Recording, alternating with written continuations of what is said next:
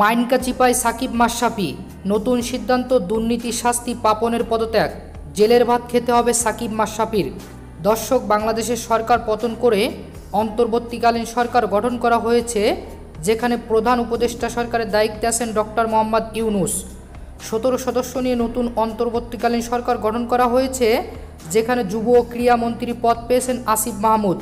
তরুণ এই বৈষম্য বিরোধী ছাত্র আন্দোলনের সমন্বয়ক নতুন করে সাজাতে চাচ্ছেন বিসিবি, যেখানে দুর্নীতির কারণে শাস্তি পেতে যাচ্ছেন বেশ কয়েকজন, তার মধ্যে 2 ক্রিকেটার সাকিব মাশরাফির নাম।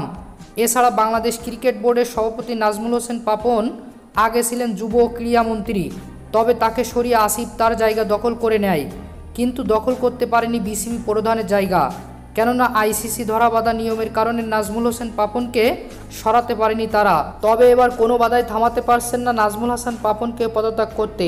দর্শক, বাংলাদেশ ক্রিকেট বোর্ডের সাথে জড়িত সকলকে তদন্ত করা হবে। 13 আগস্ট মঙ্গলবার তদন্ত করার পরেই কে কে জড়িত সে সমস্ত তথ্য পেলেই তাদেরকে শাস্তির আওতায় আনা হবে। তার মধ্যে সাকিব মাশরাফির নাম যদি পাওয়া যায়, তাহলে তাদেরকেও জেলের ভাত খেতে হবে। তো প্রিয় দর্শক, খেলাধুলার খবর সবার আগে দেখতে পেতে আমাদের চ্যানেলটি এখনই সাবস্ক্রাইব করুন। ধন্যবাদ।